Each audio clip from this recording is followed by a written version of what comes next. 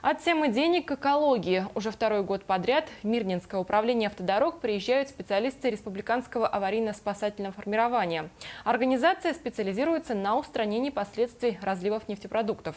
Цель визита – обучить персонал предприятия первичным мерам по устранению последствий таких ЧС и продемонстрировать оборудование, которым им приходится пользоваться в своей работе, рассказывает Руслан Фаткулин. Любое предприятие, на котором используются нефтесодержащие продукты, подвержено риску возникновения чрезвычайной ситуации. Поэтому для автотранспортников важно знать, что в случае ЧП они могут рассчитывать на помощь специалистов. Конечно, пролитое ведро бензина никто аварией не назовет. Но, к примеру, перевернувшаяся цистерна с дизельным топливом, а такое уже случалось, нанесет серьезный ущерб природе. Сегодня мы отрабатываем с нештатным аварийно-спасательным формированием АК «Алроса» по небольшому инциденту локального уровня. По замыслу имеет место разлив дистоплива объемами до 3 тонн.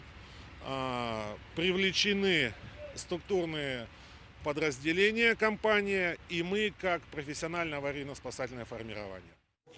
Сымитировав разлив ГСМ, специалисты вначале обработали место специальным сорбентом.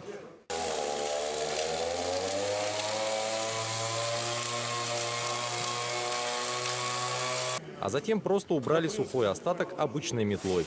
Мобильные бригады, расположенные в Якутске и Ленске, готовы за несколько часов прибыть в любую точку республики, чтобы устранить последствия разлива нефтепродуктов. Ведь риск возникновения таких ЧП есть всегда. Это и человеческий фактор. Пришел человек на работу, может быть отягощен какими-то своими семейными проблемами, что-то где-то не досмотрел, не докрутил, и вот и все, потихоньку пошла где-то течь, пошел разлив. После МУАДа специалисты аварийно-спасательного формирования отправятся в Тасурях на площадку «Алроса-Газ», где с представителями этого предприятия также будет проведен обучающий инструктаж.